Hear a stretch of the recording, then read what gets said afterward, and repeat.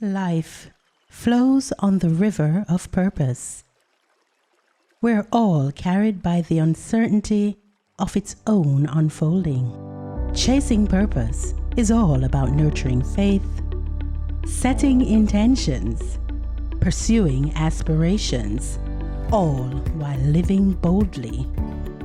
Chasing Purpose aims to inspire, uplift, and empower people through real-life stories. Stories that encapsulate life's memorable moments and enduring life lessons.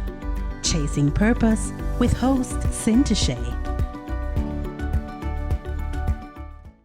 In a world where it seems like we're juggling so many things, raising children, working a 9-to-5, being an entrepreneur or starting a new business venture, working through mental health or staying on a mental wellness path, making sure the bills are paid, groceries stocked, the dog is fed, exercising, date night planned, and the list goes on. It seems like we're managing a lot and all at once, and this was pre-COVID. Since the COVID-19 pandemic, things seemingly pulled the rug from under us, and we're still trying to navigate our way through it. Sanitizing, wearing our masks, quarantining, social distancing, and through all of that, we still have to remain balanced. It just seems like a constant juggling act. Tonight, we focus on that very word, balance. What does it mean to have balance in our daily lives? What does it mean to us on our purpose journey? How do we achieve balance with all that we have going on? I read a quote that reads, "Living a balanced life means determining what is most important to you and expanding your time and energy accordingly." This and more is what we will dive into tonight.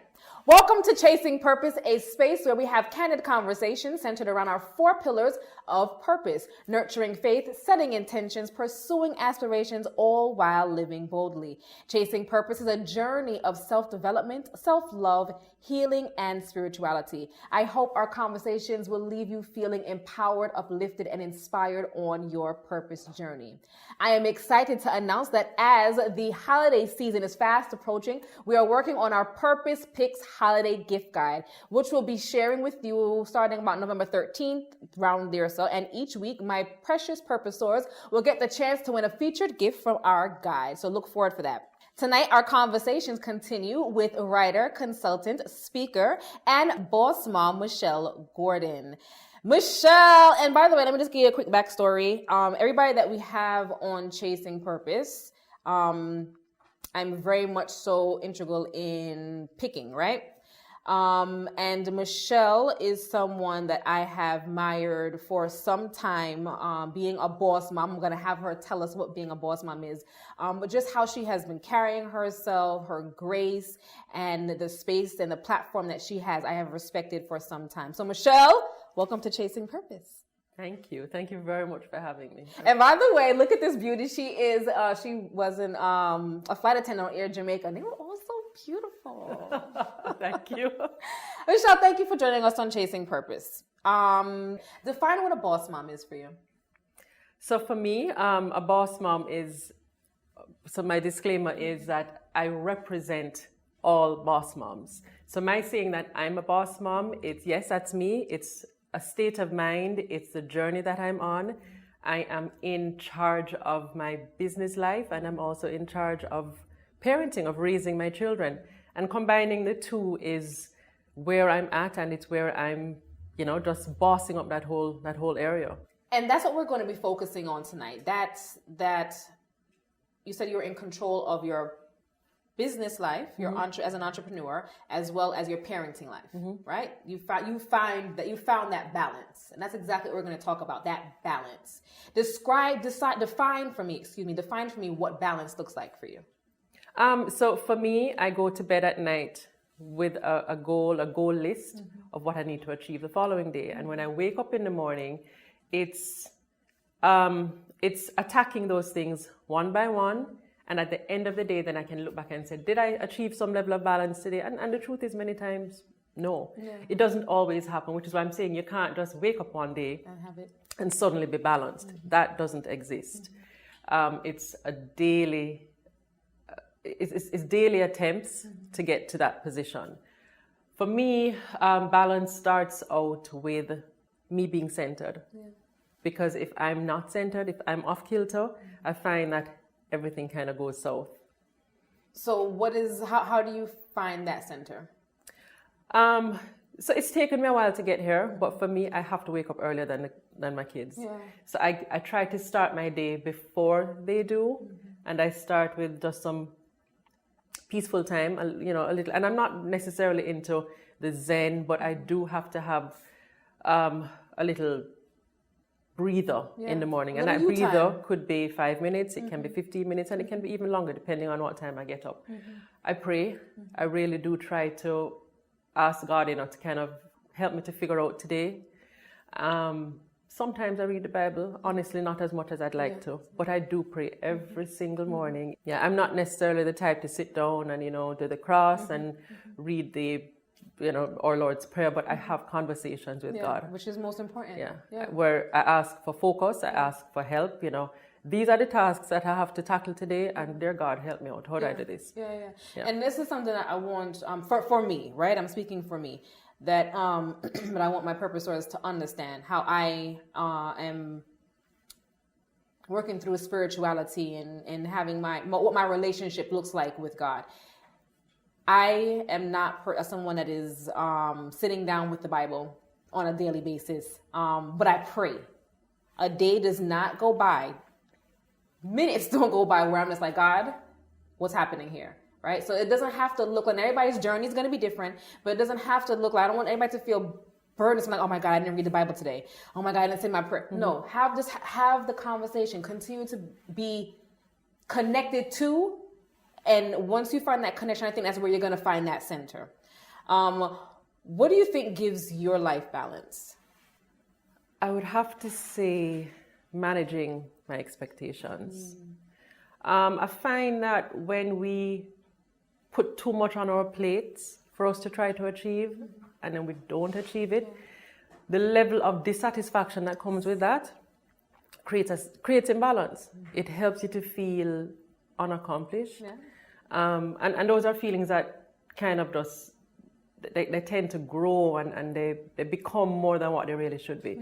So for me, once I set manageable expectations, and even in terms of what I expect of my children, what I expect of myself from a business standpoint, from personal relationships, that gives me balance, because I'm at a stage now, an age and a stage when I know me a little bit better. I think growing up in my 20s, 30s, you feel invincible, you can conquer the world. And balance isn't really much of a question for you then, because you're doing everything. Now, at this age and stage, I'm a lot more practical. And I think I know where my strengths are. And I play to my strengths a little bit more than I would have done previously. My purpose was, I hope you have your journals out, because gems have already begun to drop. Make sure you're journaling. Let's talk about the age and stage. As you said, what balance looks like in your 20s versus your 30s versus your 40s, 50s, so on and so forth, looks different. When do you think, at what phase or age in your life do you realize, oh wait, I'm handling this balance thing, I have it? Wow. So, Sin, to be very honest with you, there are some days when I don't think I'm balancing. Thank you for your There's a book that I read a couple of years ago called Balance is, can I say this? Balance is Bull. Oh, BS. We'll take it. And because sometimes we're chasing something that's not necessarily achievable, which is why I'm saying you have to be able to manage your expectations. Yes. But in terms of an age and a stage where a light bulb comes on that you're not doing as badly as you can, I don't know if it's necessarily an age. It's more of a stage. And that stage for me would have happened when I was exiting my 30s and entering my 40s. And that really also coincided with when I became a mother. I think becoming a parent kind of shifted my focus from me a lot to, oh my God, I have these two kids to care for. And then on my personal journey, I got divorced when my daughter was 1. So I had a 3-year-old son and then a 1-year-old daughter. And things change. Yeah. Right. That sounds like a huge pivot that had to happen there. Yeah. Yeah. But a lot of it was really just in my mind, in preparing for the journey ahead. If you had asked me then, I would have said to you, well, okay, in 2-3 years, I'll be remarried to some fabulous man and life would be perfect, but that didn't happen. So very quickly I had to realize that could not have been my focus. It wasn't anymore about satisfying Michelle and only taking care of Michelle. I know I had these 2 kids that they were not my responsibility. Well, they were always my responsibility, correct. But no, I had to put so much more into focus. And one of the things I quickly taught myself was that they are here for a short period. They're here for a season with me. And I vowed never to become the mother who doted and gave them 100% of me. And then when they're gone at 18 You're or left with, what happens? Because I've seen it happen to so many people.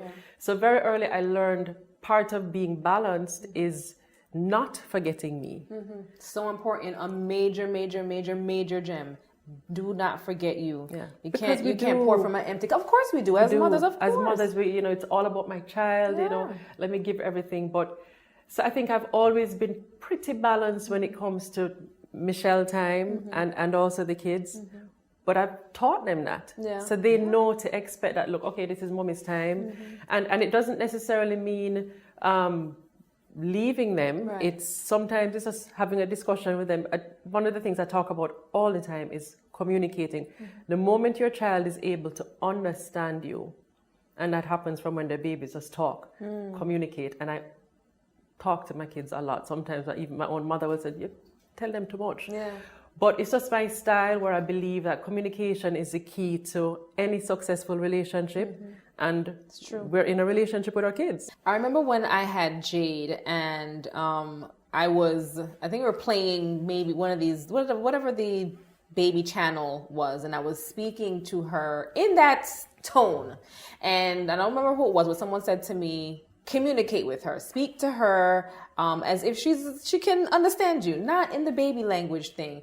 And I thought, well, this is what I know. She's a baby. Let me talk to her baby. But they say no, communicate with her. So you saying communicate with your children. Expand on that communication. At what age are we able to, or should we be communicating like, maybe not as an adult tone, but communicating so they can understand what we mean, and how much do we give at a certain age, or how little? Okay, so for me, communication starts the moment that baby is conceived. Once you know you're pregnant, for me, it's always been a constant. People would think I was mad, talking, and it's not, oh, little baby inside. No, it's conversations. I would say, oh my God, I'm hungry. I'm going to get you want red pea soup? I would have conversations with my child or with the children when they came respectively. And from the moment they were born, I spoke to them in the same tone that I'm speaking to you. And the truth is, I don't know if that was something that was innate or if it's something that I learned. I read so much before I had babies. And I was a sponge for information because I wanted to do it right. I would select information to absorb, to use things that I thought were relevant and things that I thought made sense. So when someone would have said to me, don't talk baby, talk to a baby, that made sense to me. And studies have actually shown that parents who speak to their children in regular conversations, adult conversations, those children as baby, they tend to talk earlier. And they tend to be able to assimilate information much easier than the kids who, think about it. If you're telling a baby, oh, goo goo gaga, what the hell is goo goo gaga? So it worked for me, and it's a type of advice that I continue to give parents who are at that baby stage. Speak to them normally and use big words. Anytime my son would say, or my daughter would say to me, Mommy, what is X, what is it? They want a definition for a word. I never told them. I would always say, go and look it up. Same. Go figure it out. Yes. Yes. Now we have Google, so everything is "Hey Google" or "Hey Alexa." But and that's fine. That's fine. We're now in a different era. It's something that we have to let go of as over 40 parents. I mean, we grew up with encyclopedia and that sort of information processing, and it doesn't exist anymore. So we have to let go of those hang-ups. And embrace where we are now. We do. We have to embrace where we are now and use it, because there's no turning back. Well, I hope there's no turning back. This age that we're in, where information is readily available and it's just coming at you. Have you ever watched YouTube and you type in one thing to watch, and next thing you know, it's just things just keep coming. So we do have to let go as parents in this age. But my fear is, when is too much? Right now, my daughter is 10 years old. Apparently, she is in pre-puberty, clutching my pearls. And there's conversations that need to be had. However, how much information? When is too much? And I struggle with finding that balance. How much do I share? How much do I not share?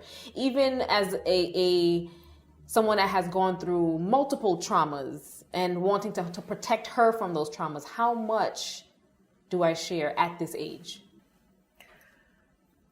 I think when it comes to our children, we have to know the child that we're parenting.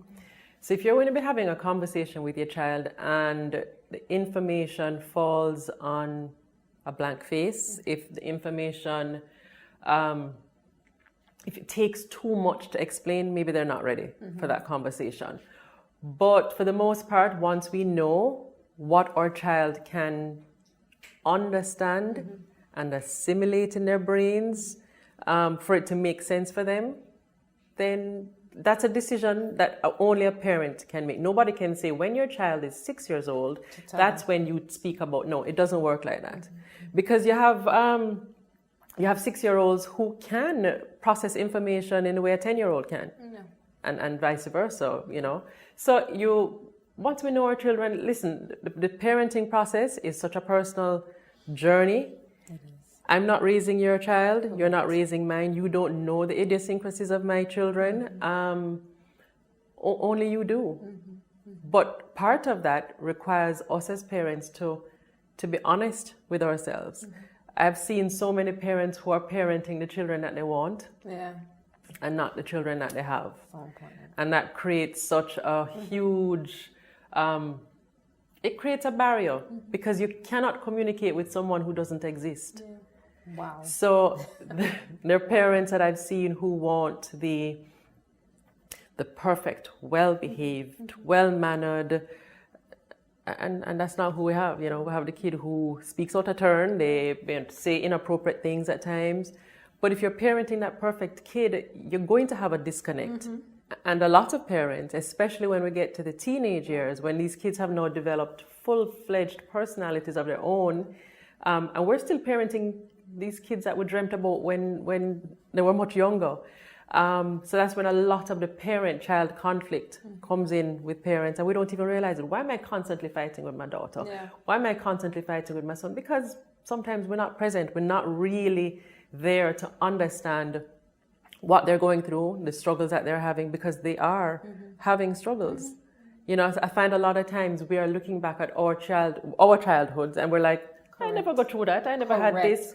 Listen, it's completely different now. There's certain basics that will always remain in parenting. And especially for me, I think I'm pretty traditional, but I've learned to take some of the contemporary teachings and kind of fuse them. I will never release the traditional that speaks to respect. Yes, important. Good values. To honoring certain values and morals. That will never change. However, how we communicate with our children today has changed. I remember when, I think I'd watched some movie when my son was, at the time, it was just Christian, and there was a movie that I watched, and the kids were in the house and they're messaging their parents or calling the parents, and I'm like, that will never happen. That's in the house, probably. Yeah, so they're in the house and they're like messaging the mom downstairs, Mom, what's for dinner? And I'm like, damn foolishness, that will never happen. Well, listen to me now. But now it's happening. I'm in my bed and I'm WhatsApping the kids. Listen, Because it's convenient, you know, and sometimes we just have to let go of what we thought would have worked and actually do what works. That letting go is important. And you spoke about parenting something that they a version of even themselves.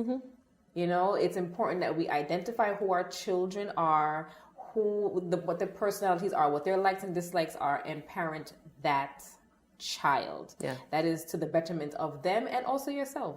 You know? Absolutely. Let's talk about parenting in this pandemic. Where we are right now isn't ideal.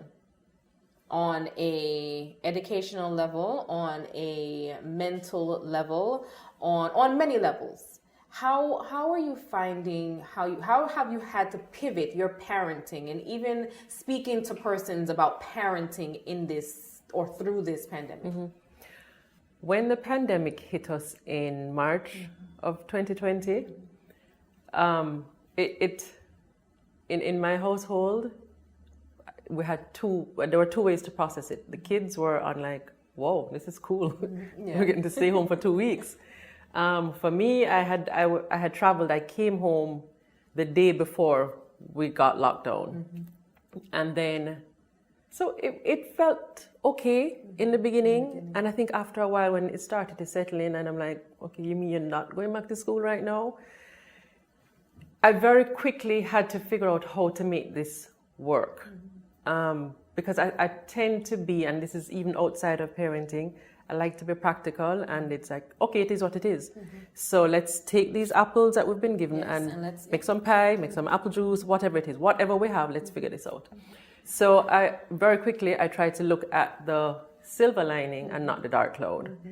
I didn't have to drop the school drop off, pick up, drop to this lesson and that lesson. So that was gone, and I took that as a blessing. And many things I've tried to do during this pandemic is to see them as blessings and not burdens. Yes, important. But I also try to show my children that at the same time, because it was maybe a couple months into the pandemic when I realized that, hold on, it may work out for me from the standpoint of, you know, being home a little bit more, because I work from home, so that was cool for me. But I'm like, I can't envision these kids who are social beings, no longer seeing their friends, stuck inside the house. So I kind of had to step in their shoes and kind of feel what they were feeling. We instituted something very quickly at home. At the time, my daughter was into cooking, so she opened a restaurant at home. Nice. And, you know, we dined, then dinner table was set, she would do a menu, and that was fun for maybe 2 weeks. But then the novelty wore off. But it was us doing things as we went along to kind of pass the time. The truth is, we're now almost 2 years in. Yes. And who'd have thought? It's hard. Yeah. It is very hard. And I try to, I've had more instances of the kids jumping in my bed at night to just talk sometimes. And there are days on end when they don't want to talk. But I try to get them to speak, because I've seen so many cases of we don't think teenagers have depression a lot, but they do. Oh, yeah. They do. They feel such a sense of separation from real life. But it comes right back to what I think is just one of the foundations of parenting. It's communication. I try to talk, but I also try to gauge, because the truth is, at 16, and incidentally, I now have 2 boys. The friend of my son lives with us. He started to live with us just at the start of the pandemic. So I have 2 teenage boys and a teenage daughter. That's a dynamic. Quite interesting.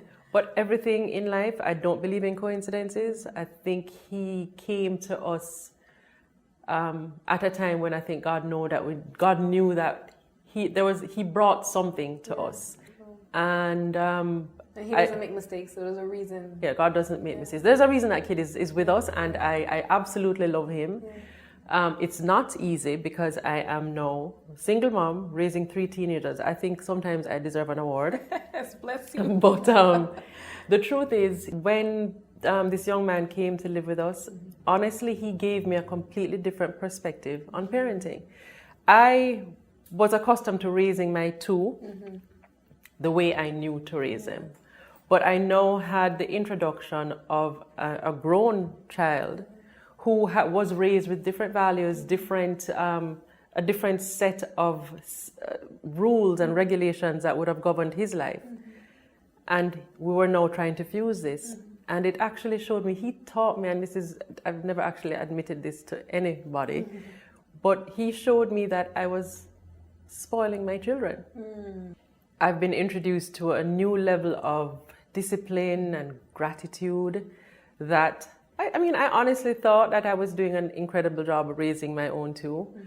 But when I met this young man, my bonus son, Nelson, he approaches life with a simplicity, and his emotions are on his sleeve.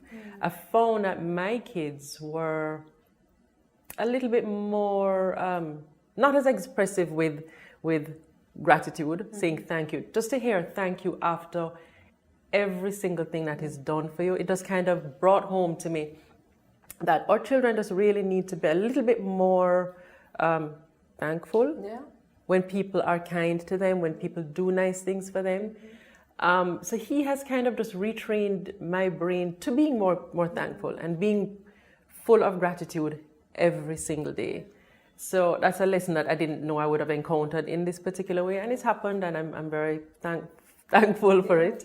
Not just a lesson, a blessing, it sounds like. It is a blessing. Yeah. It is a blessing, yeah. That's lovely to hear. And he's actually helped me to teach my children to be more helpful at home. Yeah.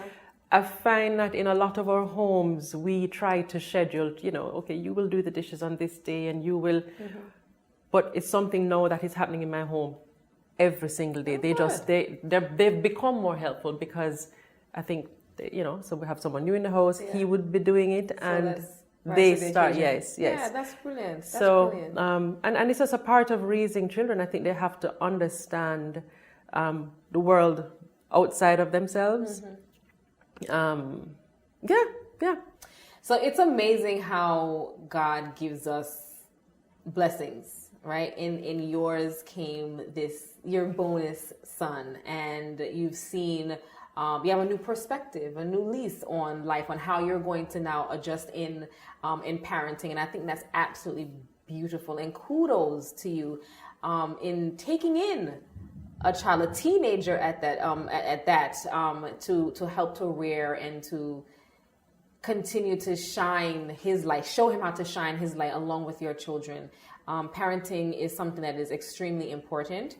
And whenever we can do so positively, and that's something I think your platform is extremely positive. So we thank you for that. And Michelle, off camera, we were talking about, I was saying that at times I question myself, like, am I doing a good job? And you had an awesome, and I think it was an awesome thought. So share that with our listeners and viewers. So when we question ourselves or parenting, how well are we doing?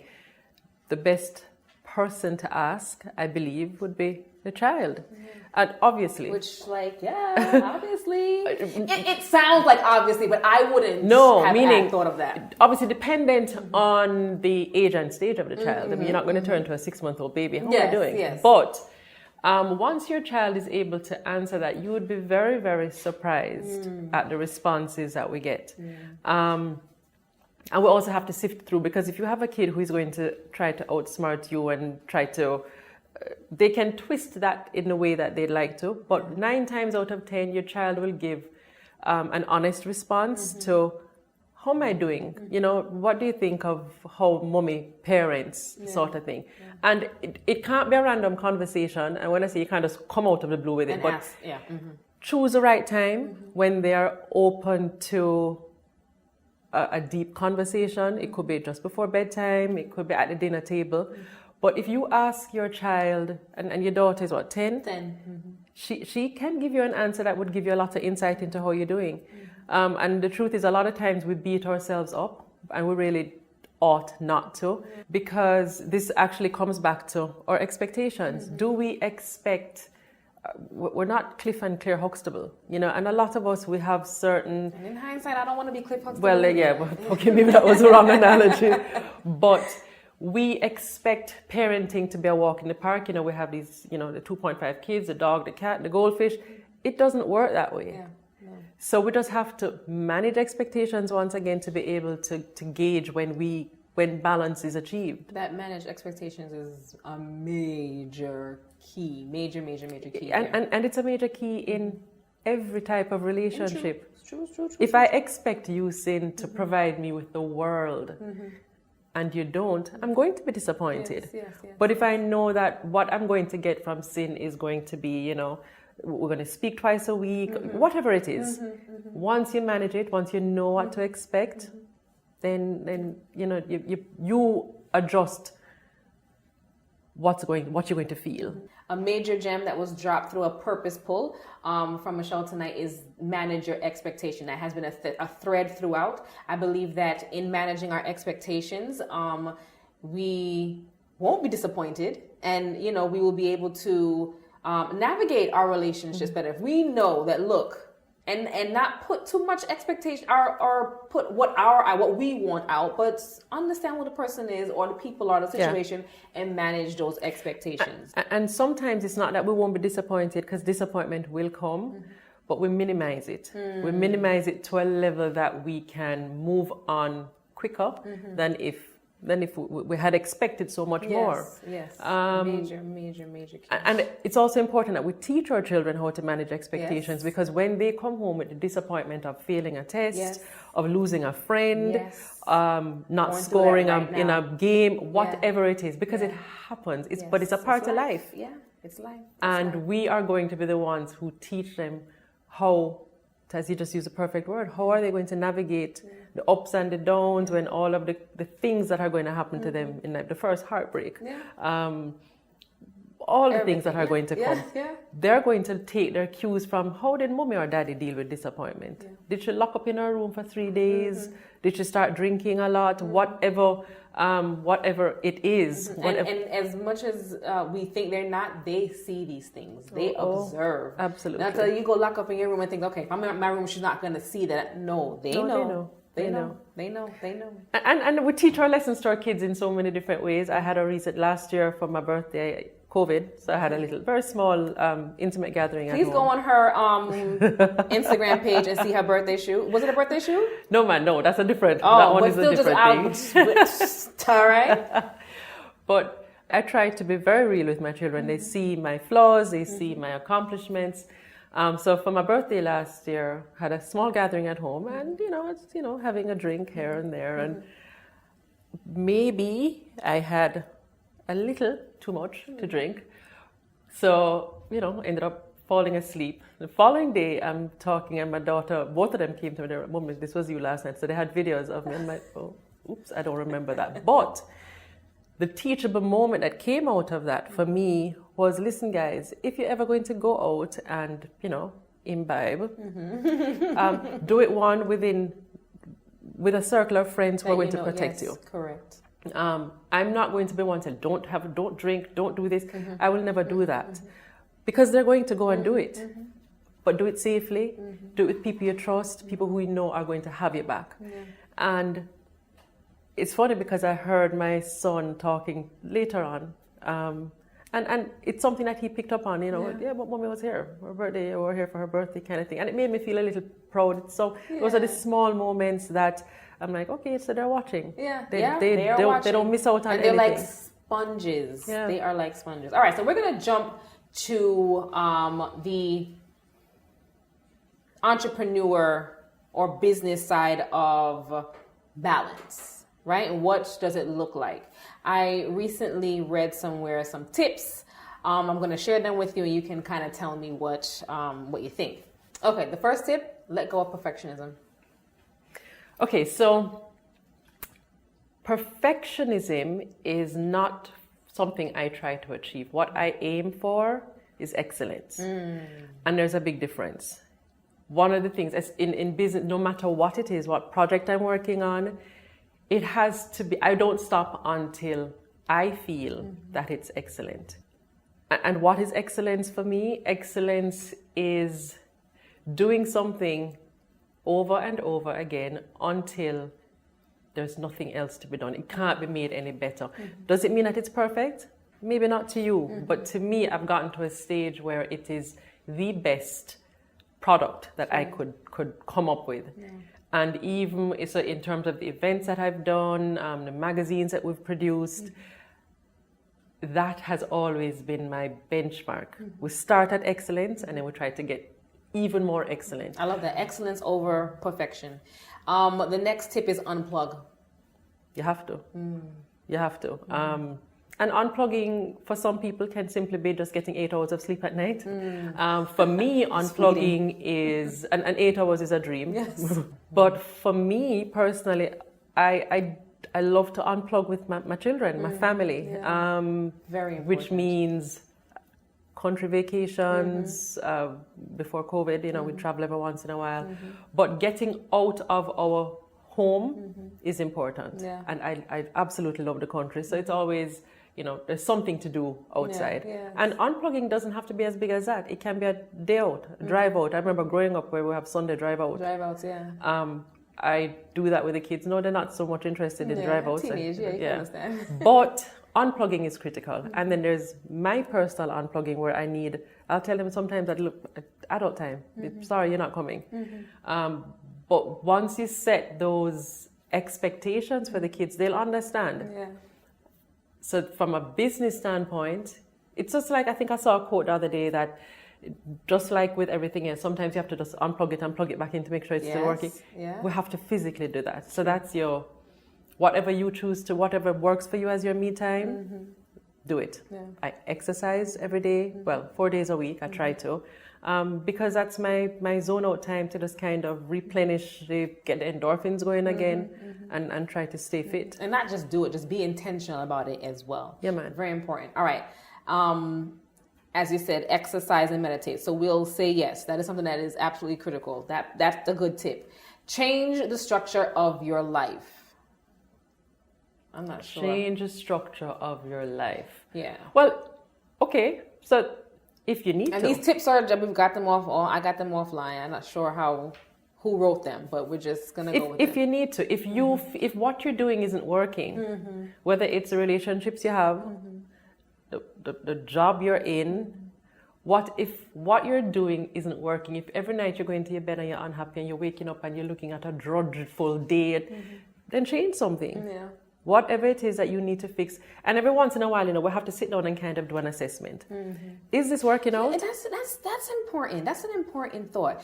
I don't think that a lot of us do that. We're just going and going and going. But do we ever take a step back? Do we take a step back and really assess or reassess the goals and aims and, to achieve what we need to, as far as, and especially when it pertains to balance in our personal lives, in our business lives? That I love the idea of stepping back and reassessing. Yeah. So it's something that my sister and I discussed years ago, and every Sunday I reassess. And it's small reassessments, not this huge life change. But sometimes that can come out of a small reassessment. So when I say reassess, so on a Sunday, obviously I'll look at what I want to achieve for the week. And then sometimes I'm like, but why am I still chasing this dream? Why am I still going after a particular goal? It's just figuring out, does it still belong on my to-do list? But the bigger version of that is done on a larger scale. So where do I want to be in 5 years? So my Sundays is where do I want to be at the end of this week?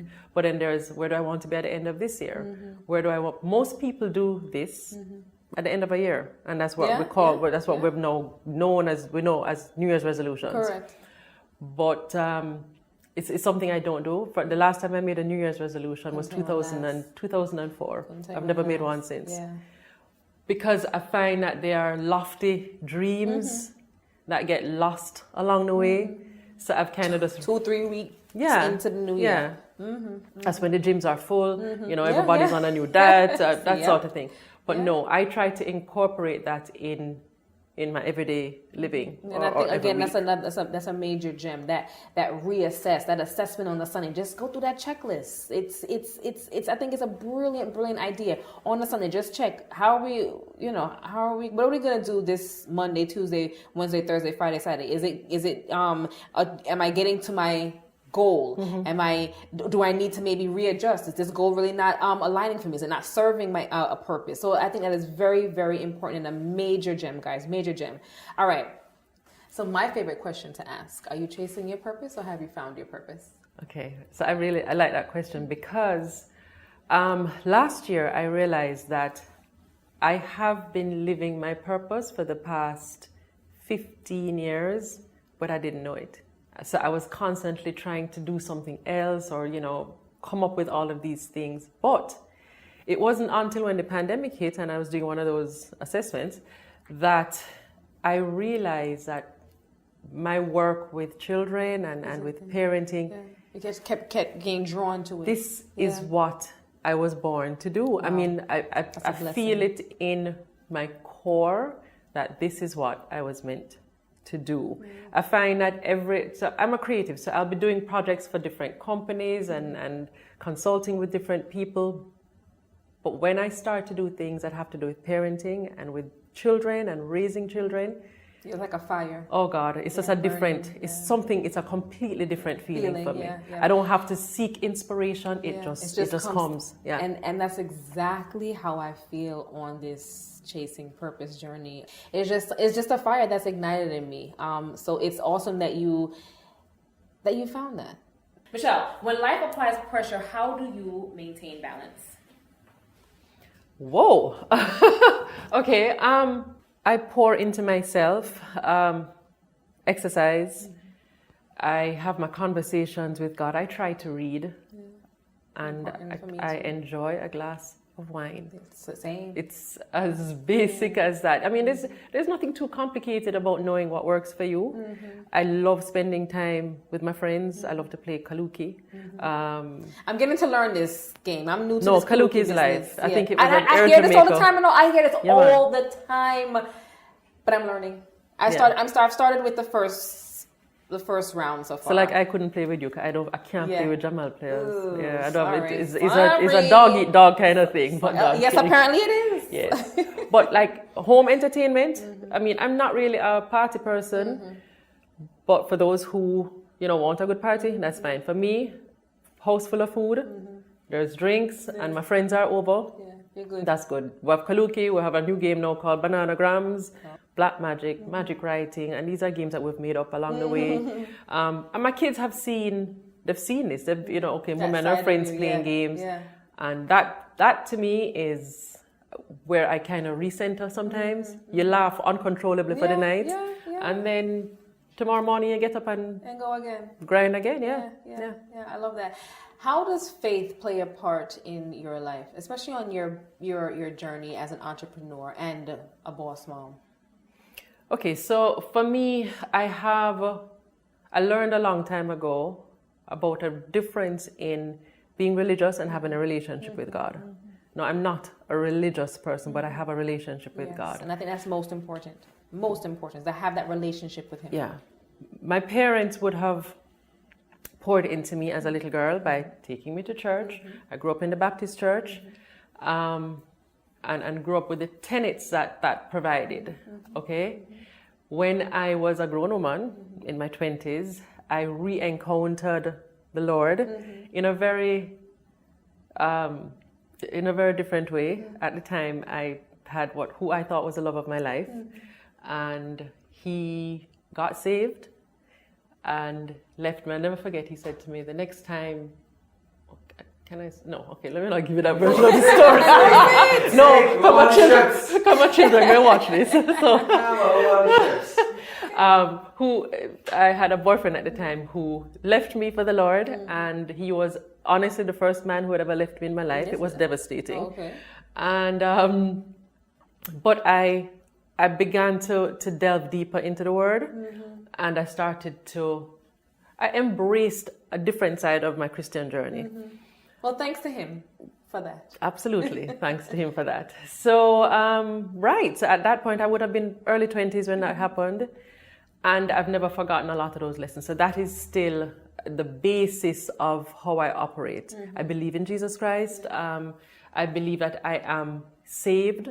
I understand that type of a relationship. And so faith for me is, as the Bible talks about, it's the evidence of things hoped for but not seen. And that is, it's a big part of my life, because a lot of the things that I want, I'm not seeing how they're going to happen. And it's pure faith that has gotten you where you are. But it's faith. Yeah, that's brilliant. Do you think balance in men and women looks different? Oh yeah. Oh yeah. Because I think for the most part, our men, and when I say our men, the boys that we raise and the men that they grow into, are taught that they are the representation of strength and this balance that we perceive. So they will try to present that no matter what. Too often they're crumbling on the inside, but they still have to put this thing up, this facade. So it looks different. I think emotionally on the inside they may feel the same things, but they have been taught that no, you shouldn't. So even when we talk about balance and looking at raising kids, we allow our daughters to cry. I mean, this is a conversation that we've had. This conversation I don't think will ever go. We allow the girls to cry and they tell the boys to shut up and to be a man. But the emotion that our children feel is the same thing. So how do they express when they're scared, when they're worried? How do they do it? Because it's not like we're saying don't cry, but try doing something else. We're not even giving them an alternative. Yeah. We're not. So we're just saying shut up, don't cry, leave it alone, suck it up, and figure it out. But that's not a practical thing. Than that. You know, Michelle, you have given me quite a bit of homework to do on the parenting front. And I believe a lot of my Purposesoars will agree with me there were a lot of major gems put in. I know one that I'm going to apply immediately is that reassessing on a Sunday. Okay, it's a whole song now in my head. All right, so now we jump to our epic extensions. Drum roll, please. You all know how I feel about these things. And this is a fresh pack, by the way, guys. Stacy, thank you. All right, so Michelle, have you seen the epic intention cards before? I've not seen them physically. I've seen them online. Well, let me bless you. You're going to go ahead and hold them. You're going to shuffle up the deck. Like shuffle it like a real shuffle? Yeah, man, shuffle it, man. You're a game player. Look at all these things. So you're them supposed cards to know. are big, boy. Okay. No. I feel confused. Okay, let's try it like this. Almost. There you go. The new, when you shuffle a new deck? Okay. That's a challenge, but okay. There we go. Okay, so you pull and then I'll pull. Pull from the top, wherever you feel like it. You pull from wherever you feel like. Okay. Okay, you've got yours. Do I look at it or do I wait? Not yet. You just wait. I just cut what Michelle shuffled. Okay, so now you go ahead. Okay, so this means I have to put on the glasses now? Yeah. Yes! Okay. Let's own it. There we go. Yeah, we're owning it. It's my over 40s. Yeah. Okay, there. Ooh. I am my true essence. I yield to the universal essence that dwells deep within me and allow this to guide my thoughts, words, and actions. I think that sounds about right. Yeah. You are just that. Thank you, Father God. See? God just sanctioned it. Yes, He did. All right, here I am. I am deeply connected to the universe. I lean into the universal energy and bring the best version of myself to the present moment. And let me tell you something. If I ever tell you what the behind the scenes of today's show was, this is yes. I'm definitely leaning into the universal energy and bringing the best version of myself to the present moment. Stacey, thank you so much. These cards are brilliant. You can get them on Amazon.com. Michelle, you have poured into me in a way that I think I expected. I follow you on social media. I am an admirer and I respect what you do in this space that you do it. Thank you for sharing space and time. Please tell our viewers where we can see you. So I'm on Instagram at B3 Boss Mom and also the Boss Mom Network. So Boss Mom Network, B3 Boss Mom. Please, please, please ensure to follow her and get some tips. She has some really, really major gems to share with us all. If you have found the balance in your life, kudos to you and keep it up. If you are seeking to find balance, take the steps to identify what balance looks like for you in your life and be intentional about applying the steps to finding the balance we all need in order to succeed on our journey in life. God bless and good night.